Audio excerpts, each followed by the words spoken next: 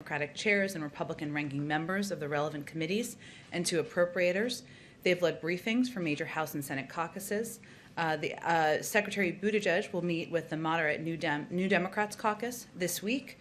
The Office of Public Engagement will lead calls throughout this week with private sector, rural and agricultural stakeholders, climate groups, local chambers of commerce, faith leaders, minority leaders, community college groups, and more. And the Office of Legislative Affairs is coordinating about 30 briefings for majority and minority committee staff of committees with jurisdiction over the American Jobs Plan. These efforts will continue, of course, when members return to Washington. And as I noted yesterday, the President looks forward to welcoming members to the White House. And as we have that locked in, we'll provide more details to all of you. Today, Vice President Harris joined the COVID response team's weekly governors meeting to discuss our country's pandemic response, the progress we've made, and the work to come in our fight against the virus.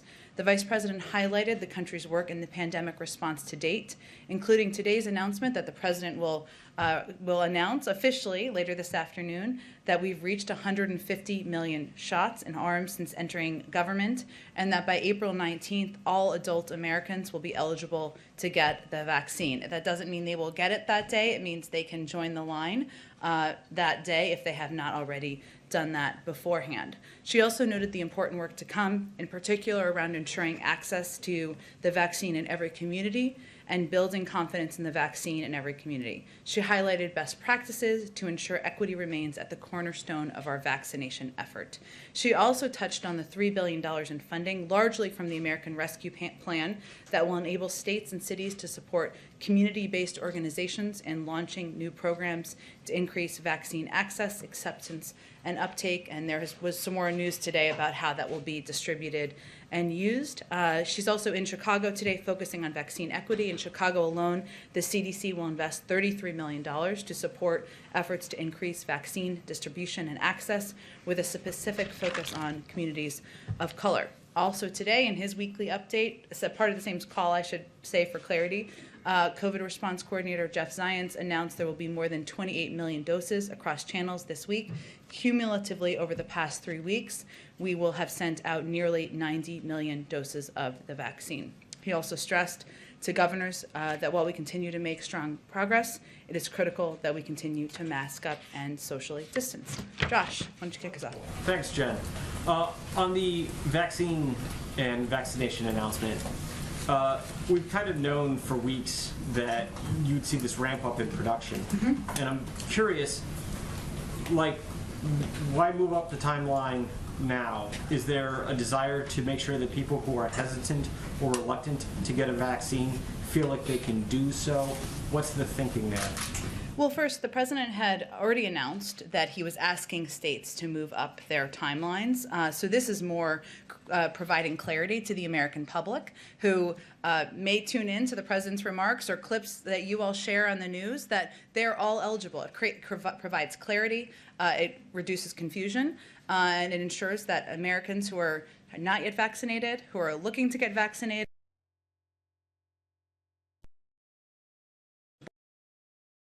Secondly, it's been about a week since the President announced his infrastructure plan. Mm-hmm. Lots of states, counties, cities are wondering how they would qualify for any money. Do you have any details on what that process would look like? Sure.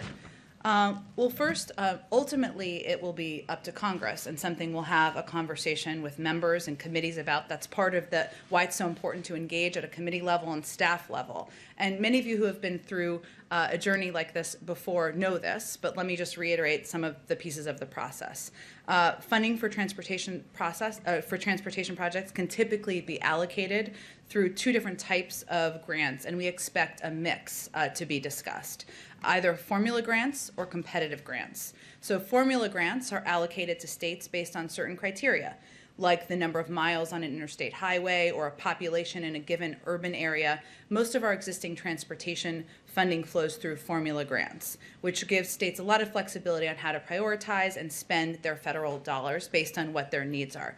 Competitive grants are a more targeted way to direct funds to specific policy goals, often based on criteria set by Congress. For example, the popular Tiger Grant program that was set up in the Recovery Act considered how a project could contribute to job creation, and that was one of the big factors that was determined as programs were being, or states were applying for funding.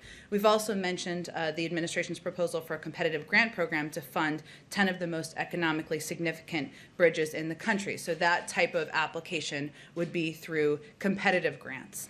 So again, this is something that we will be working through with Congress, with committees of jurisdiction. Though it will be a mix of those two type of grants would be our expectation. And as states who all have excellent questions, including local reporters we engage with, that is what they can expect in terms of the process. Go ahead. Thank you. The FBI keeps a watch list with information about people who are known or reasonably suspected of being involved in terror activities.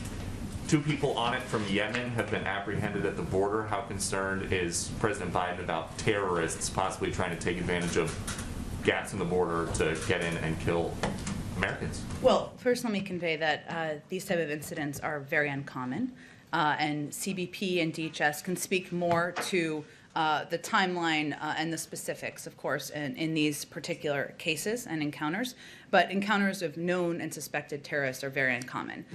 They do underscore the importance of the critical work that is done on a daily basis to vet those at the border. DHS works not just at the border, as you know, but also with international partners to share intelligence and other information, including to prevent individuals on certain watch lists from entering the United States. They adjudicate individuals encountered at and between ports of entry against several classified and unclassified databases. So while this is rare, this is a reflection of them doing their jobs.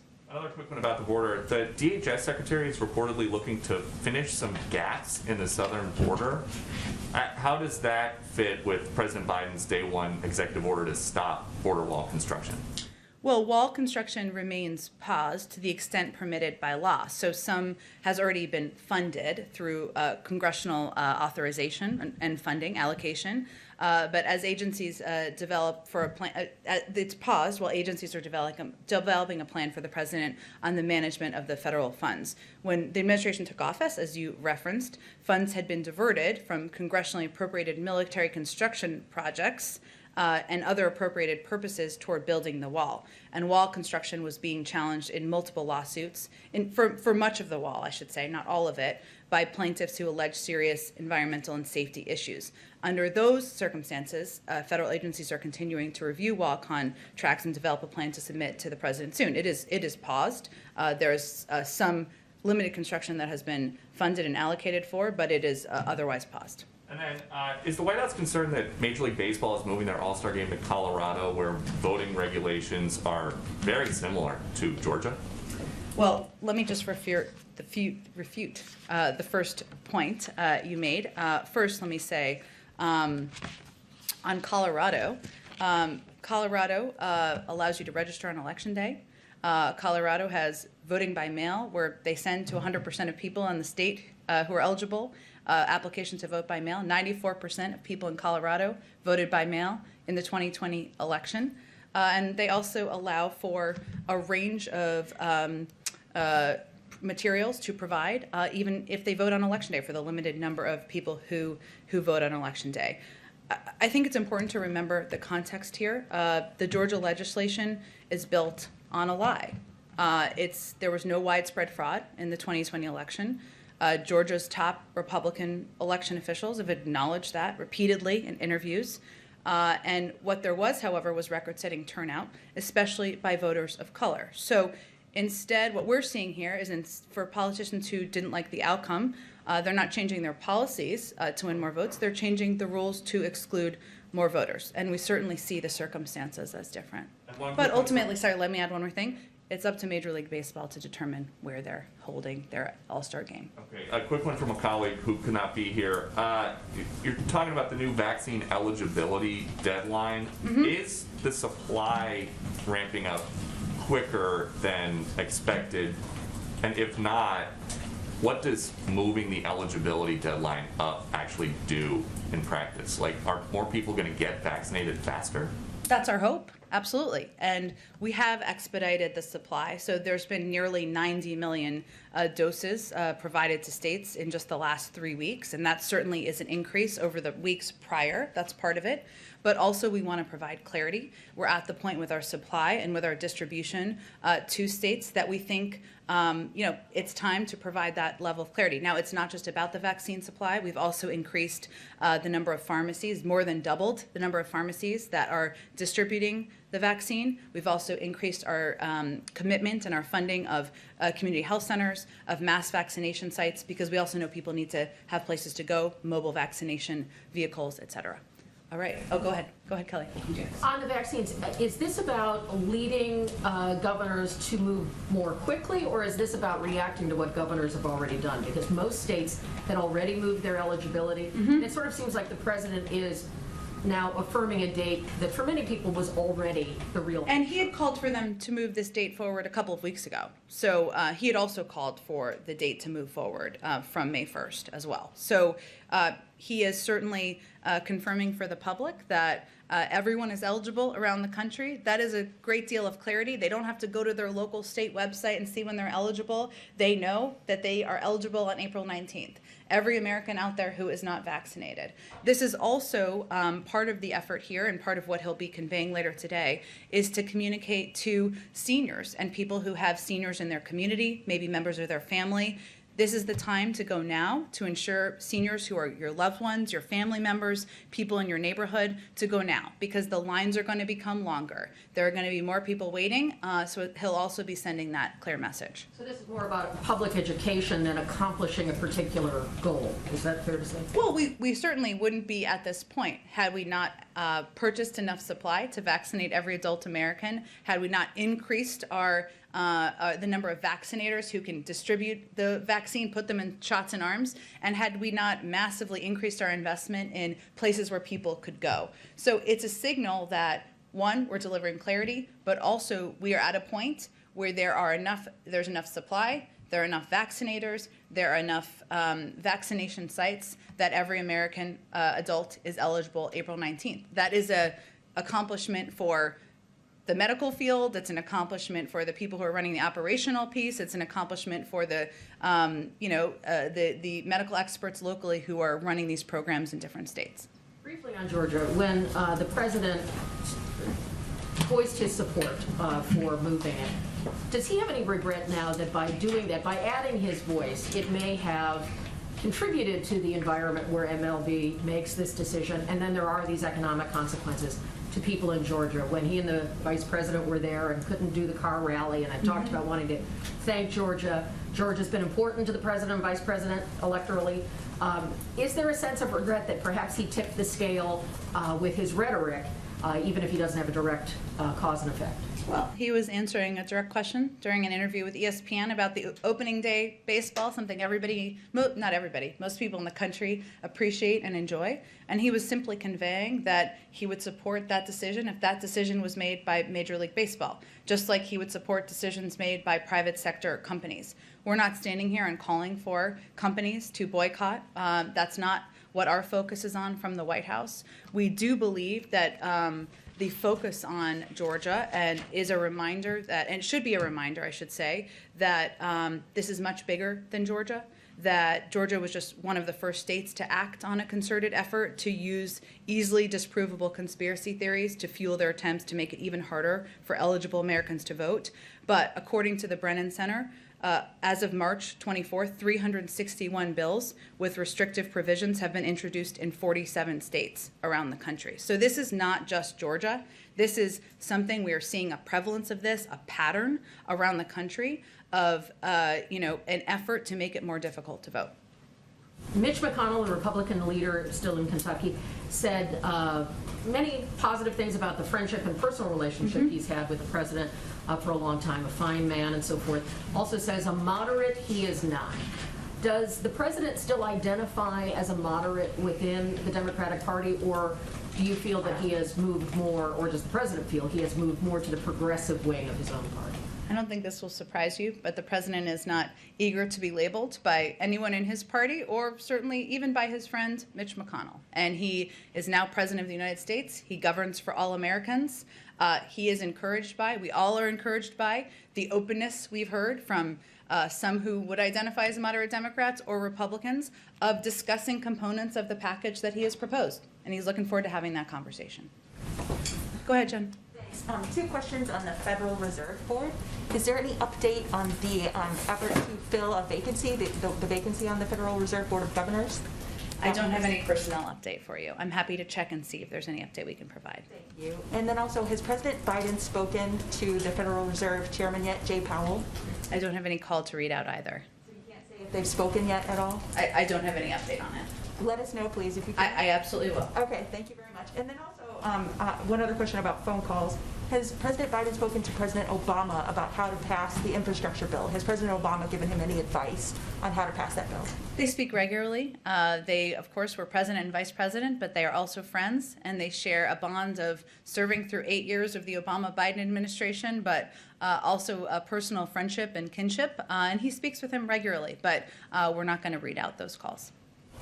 Go ahead. Jen, you went through some of the numbers on the increase in supply and the pharmacies, but kind of following up on what Kelly had been asking too, should we look for the president to maybe move up that July 4th circle date that he had said about Americans being able to gather in small groups? Can that also move up now, given that the eligibility is moving up by 2 weeks and the pace of vaccinations is increasing?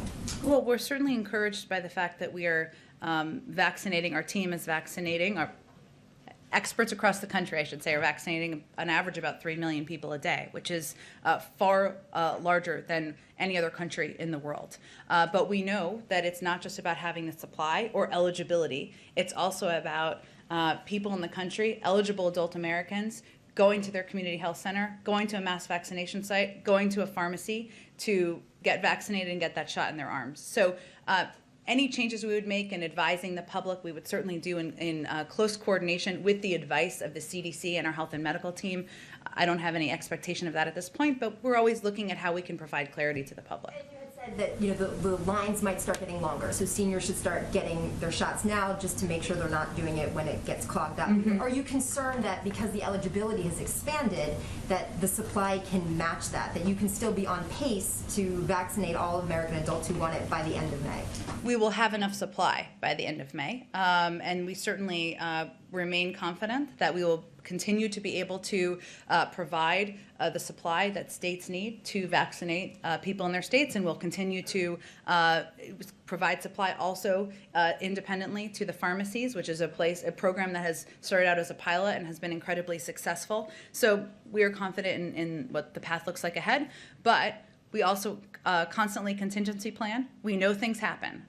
Trucks break down. There are issues in manufacturing sites, as we saw just last week, and we are constantly contingency planning about steps we need to take to ensure we have adequate supply out through all of our programs. The president continues to urge Americans to be vigilant. We expect he'll do that today in his remarks. But over the weekend, we saw Americans traveling for the holiday weekend. We saw a totally packed baseball stadium in Texas yesterday. Basically, there are Americans across the country who are doing exactly what the president is telling them not to do. Is the message, are Americans not hearing this, or are they hearing it and ignoring it?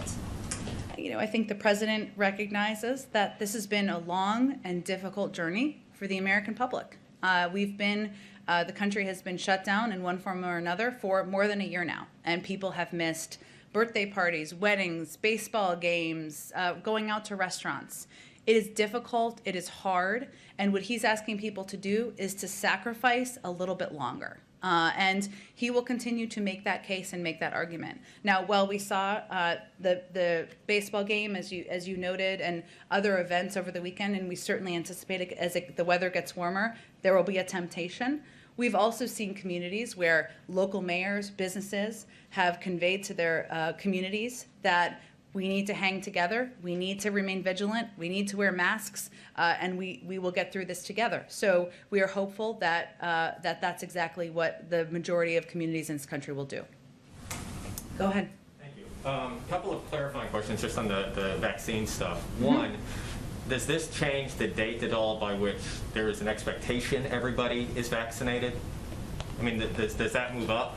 Does the administration have a date where they expect everybody to be vaccinated? Well, getting to a point where the majority of the American public is vaccinated is about more than supply. So what this announcement is conveying is we are at a point with the supply we have available, the number of vaccines, vaccination sites, vaccinators, where we believe everybody in the country should be eligible, can get in line by April 19th. Many people will have been in line or will even be vaccinated, as we've seen by the numbers before then. But it is going to take the American people going, masking up, socially distancing, and going and getting vaccinated. We're going to make that as easy as possible, but there are roles that we can play, and then there are roles that the public have to play. My question is, once they get in line on the 19th, by the 19th, how long that line ultimately may be? There's not a new update on that. I don't have a new update on that. I think it's just important for clarity purposes to convey. It doesn't mean everybody will be vaccinated by April 19th, which is, I know why you're asking the question. It means that everybody will be eligible to go to their local pharmacy, go to their community health center, mobile vaccination site, mass vaccination site on that date and moving forward. One more unrelated to the vaccine. Over the weekend, there was reporting that at Guantanamo, a facility was closed and some detainees were consolidated. Is that indicative at all of the Pentagon's review of closing Gitmo, of the president's plan, and a timeline to potentially make that proposal to close Gitmo? The president remains committed. That is his desire and the outcome he would like to see. Obviously, that process would be overseen by the Department of Defense, so I would refer you to them for more specifics about those moves and that announcement. Go ahead. So another foreign policy question. President Zelensky of Ukraine, he has said publicly that that country needs to join NATO to avoid a war in the Donbass region with Russia. We know that he brought that up on his call with the Canadian Prime Minister. Did he bring that up with President Biden on their recent call? And I guess more importantly, what is the president's view on that issue? Well, one, that has long been the aspiration of Ukraine, and one that has been raised in a range of conversations with U.S. officials over the course of several years. I would defer to them. We would, of course, defer to the Ukrainian government on reading out what they raised on the call with the president. But you know, in addition to in addition to our reassurances that are consistently made to Ukrainian officials of our support for them and support for their sovereignty, we're also discussing our concerns about the increase in tensions and the ceasefire violations, regional tensions with NATO allies, and certainly would be here to hear from them, as we have for years, about their aspirations and the process they need to go through. But as far as an official White House position on whether they should be able to join NATO soon, is there a position? Again, it's been an aspiration of Ukraine's for some time. We've long been discussing that aspiration with Ukraine. We are strong supporters of them. We are engaged with them in working to push back on the destabilizing actions. But that's a decision for NATO to make, and we'll continue to be, recipients of their interests. Okay, and you said a minute ago that the Georgia voting rights law was based on a lie. We had a poll yesterday that showed that more than half of Republicans believe that the election was stolen from Donald Trump, and that the Capitol riot was led by left-wing agitators. Is there a public policy response to disinformation? Well, first, to disinformation in general. Look, I think that the prevalence of disinformation is something that is of concern to the president. He believes there is a range of reasons for it. Some relate to the platforms. Some relate to the individual actors who are promoting and provoking destabilizing activities and actions through their rhetoric. He's spoken to that in the past. This is certainly an issue that the president is focused on, and he will work with his team on addressing through policy measures, but I don't have anything to preview for you. Okay, just one more quick thing on the American Jobs Plan. There's a Moody's estimate that you have cited. Basically, their estimate is that 2.7 million jobs will be created over 10 years if that plan is passed as it's been proposed. I think that works out to something like $850,000 per job. Given that, are you open to ideas about a more targeted way, a cheaper way of achieving the same goal in terms of number of jobs created? Well, we're always open to hearing from members of Congress and on their ideas and what they think should be a part of the package. At the end of the day, the president's red line is inaction.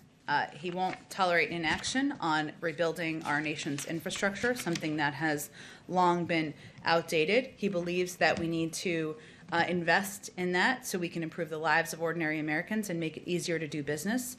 He also believes that investments in long-term economic growth will create good-paying jobs. There was another study that showed that about 75% of these jobs, a Georgetown study I should say, would go to workers who did not have college degrees. And that is certainly a population in this country that needs extra assistance, and it would be highly targeted in helping give a leg up to people who need that help.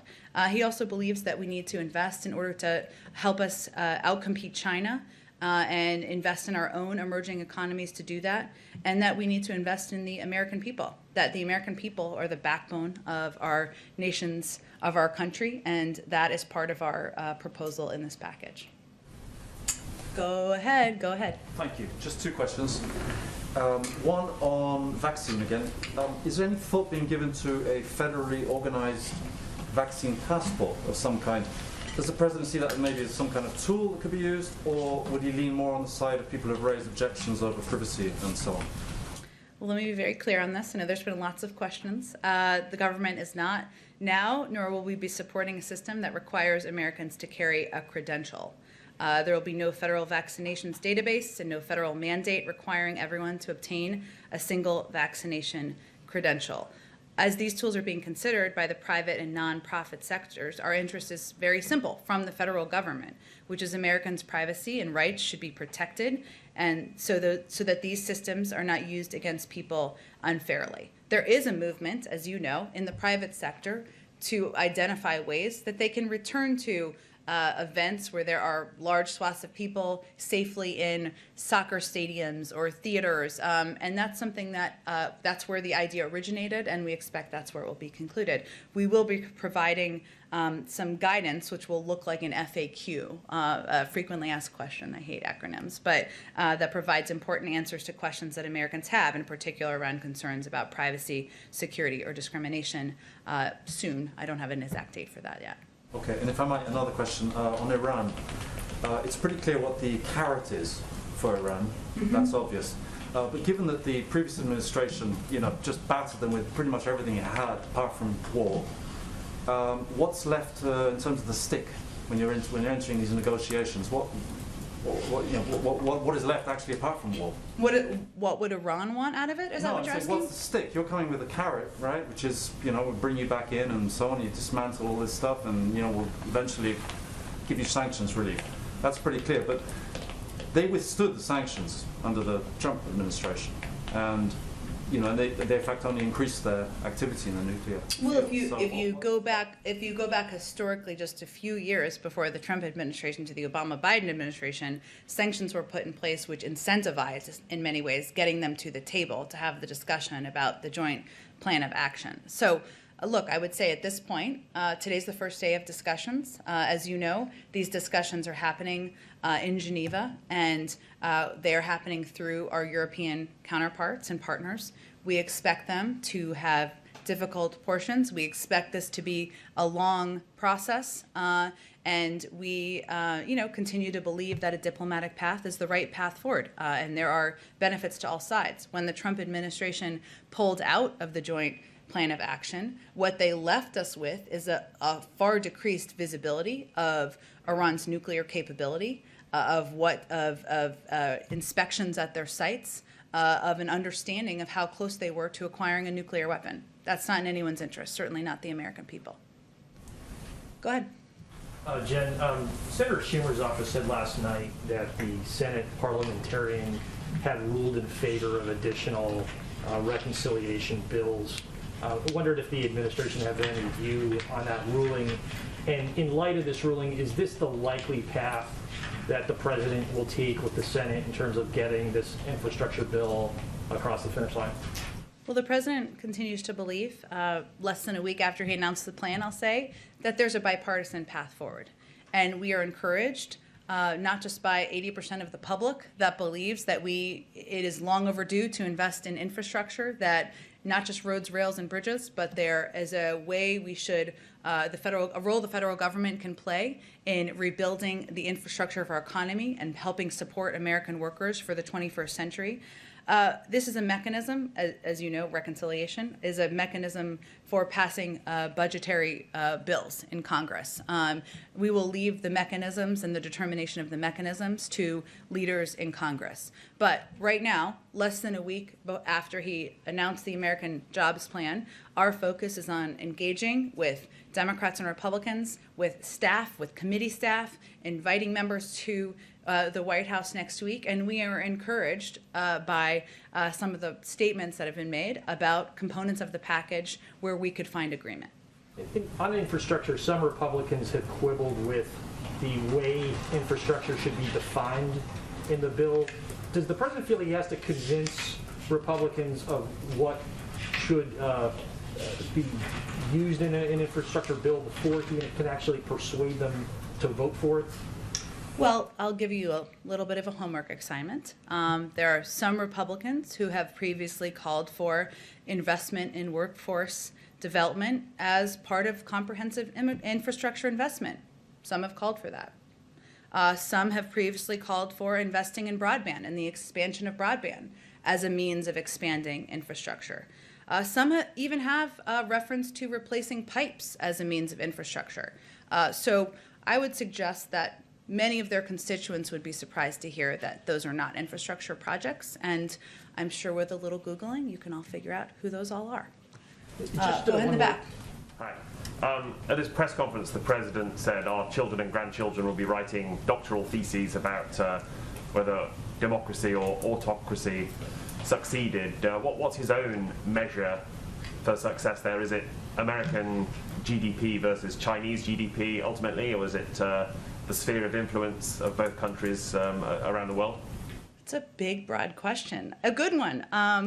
Look, I think the president is, when he talks about that, he's not just talking about economic growth and development. That certainly is part of it. He's also talking about our values and what message we send to the world and to our children. And so it has quite a broad meaning. And that's, I think, reflected, I should say, in how he has approached his presidency and identified the crises we're facing. You know, I think he has grandchildren now, so maybe he wants the rest of us to be able to tell our grandchildren, what role did we play in addressing racial injustice? What role did we play in addressing the climate crisis? What role did we play in helping rebuild the workforce of the future? And what role did we play in standing up for our values around the world? So has quite a broad meaning, but you know, I think that's a reflection of his approach to his presidency. Is he using the competition with China point as a sort of key selling point with Republicans on infrastructure and perhaps in a way that an appeal in other areas is not going to work? The idea that there's a danger of falling behind China, does he hope pragmatically that will strike a chord? Well, there is agreement across Democrats, Republicans, frankly, the American people, that we need to do more to invest here at home in order to compete with China. And he has conveyed, too, that and I have, I guess, as well, that our approach to our relationship with China is to come to that relationship from a position of strength. And that includes investing at home, ensuring that our workforce, our infrastructure, our broadband access is at a rate where it would strengthen our own infrastructure and workforce here so that we can compete globally. There's also been proposed legislation, I'm not sure if it's been formally dropped yet, but by Senator Schumer and others, that is focused on how we can better invest in our workforce to compete with China. We anticipate there's an opportunity for that to be bipartisan, because investing in our workforce here is something that Democrats and Republicans can agree on. Quick other thing, is the president disappointed by the pace of vaccine distribution in the District of Columbia, and does it potentially strengthen the argument for statehood? Well, he's spoken about statehood in the past, but I would say that, we track every community, we track every state and locality and how distribution is going and how to improve it and make it more effective. And we work very closely with leaders. One size doesn't fit all. In some cases, that means we increase distribution to pharmacies, we increase distribution to mobile vaccine sites. And so that's certainly something that's ongoing with leaders around the country, including, of course, with leaders in the District of Columbia.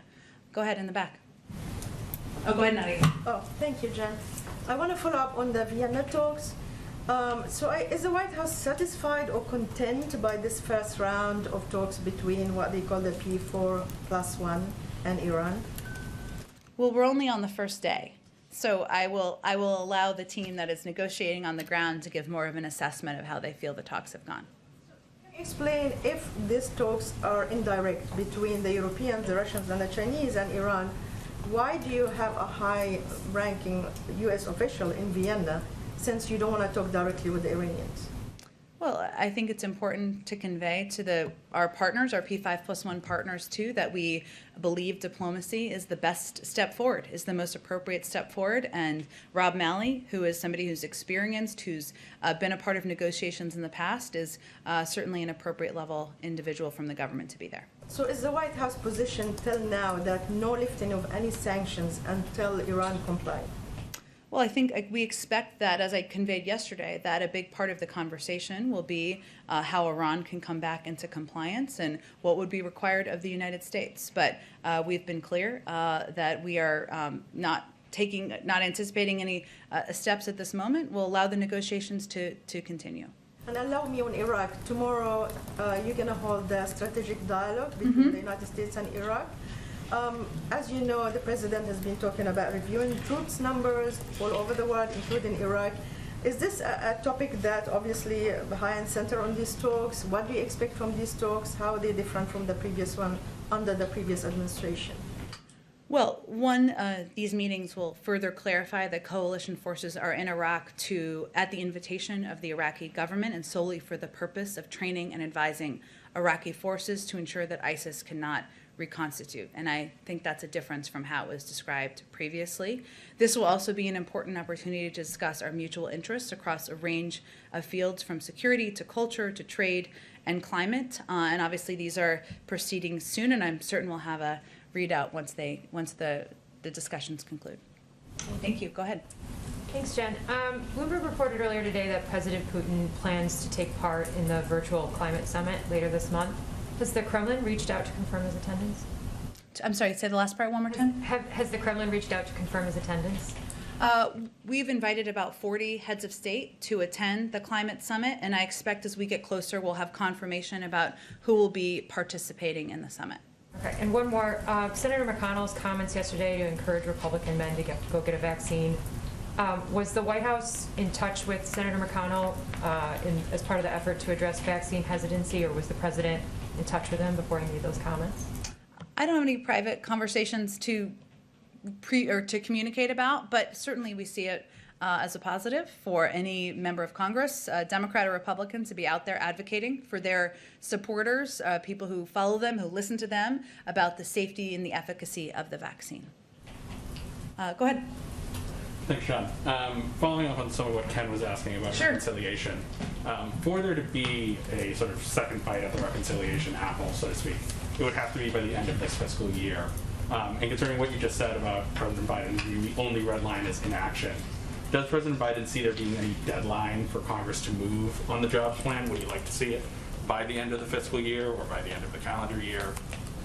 He'd like to see progress by May and certainly a package through by the summer. And then on Afghanistan, we're getting very, very close to the May 1st deadline to pull out the remaining 3,500 troops. It doesn't, frankly, look like the White House is going, or the administration is going to meet that deadline. Why, at this point, should the American people have confidence in your ability to finally end this war if you're not going to meet sort of this initial deadline? Well, first, it wasn't a deadline we set, but this president, has conveyed that it would be difficult operationally to meet the timeline of getting all troops out by May 1st. He has also consistently, over the course of the last decade, spoken out about his concerns about the war, and that has consistently been his view, even back when he was vice president and it wasn't aligned with everybody else in the administration. So that should hopefully give people confidence about his commitments. But it's also an important decision, one he needs to make in close consultation with our allies and also with our national security team here in this administration, and we want to give him the time to do that. Go ahead in the back. Good afternoon. What does the president, who we know is Catholic, say to Catholic doctors, Catholic institutions who are fearful that if the Equality Act passes, it has the potential to trample on their conscience rights? What does the president say to those people who are concerned about that? He has a difference of opinion, and he respects their difference of opinion, but he has been a supporter of the Equality Act, and he also is a practicing Catholic and attends church nearly every week. Go ahead, Kelly. Oh, go ahead. Yeah. Separate question here. Chicago saw 131 homicides through March of this year. Last year, this time, 98. The White House's reaction to that number, and then is there anything the federal government is planning or willing to do to step into the city of Chicago and tamp down the deadly violence? Just recently, a 13-year-old boy was shot and killed there. Well, I appreciate you raising the fact that there's a prevalence of violence, sometimes at the hands of guns, something the president has fought for throughout his career, which is ensuring that we put in place more gun safety measures. We work with communities to invest in community violence prevention. He's actually proposed funding to do exactly that, something that many groups support because they believe in order to reduce violence, in order to address the prevalence of violence in communities like some in Chicago, that we need to spend the money from the federal government to do exactly that. Can the federal government put any resources right now, immediately, rather than waiting for laws and waiting for community events or what have you to take place? People are dying on the streets by the day. I appreciate you raising it because one thing we don't talk about enough is the fact that beyond mass shootings, there are additional people who die in cities, sometimes young kids, nearly every single day as a result of violence. He has proposed funding. We would support acting on that, and that's what we'll continue to advocate for. I think we got to move on. Go ahead, Kelly. Is the administration looking at how you're going to talk about the number of jobs created from the infrastructure package? Because citing the Moody's numbers from Secretary Buttigieg and Brian Deese talking about 19 million, when that was really talking about a much longer time frame. So since you aren't giving us administration-centered numbers, how can you add some clarity to where the numbers for jobs should be if the Secretary and Mr. Deese overshot in their comments? Well, I think as the Secretary said in an interview yesterday, it is important to be clear and to be specific about jobs numbers to provide clarity to the American people. And it'll be hard to have state-by-state. We'll have state-by-state fact sheets out soon, I think, but it'll be hard to have state-by-state job creation numbers because we won't know the specifics because of all of the bidding processes that will take place as it relates to infrastructure. But Moody's ran an analysis that showed that the economy would create 19 million jobs over the next decade if Congress passes the American Jobs Plan, almost 3 million more than if it doesn't. So that is what the impact would be of the American Jobs Plan, 2.7 million to be totally clear. These are millions of jobs that won't be created if Congress doesn't act to pass this plan. We see that as a positive, but we also will be very clear and articulate exactly what numbers of jobs it will create. Thanks, Jim. Thank you, everyone.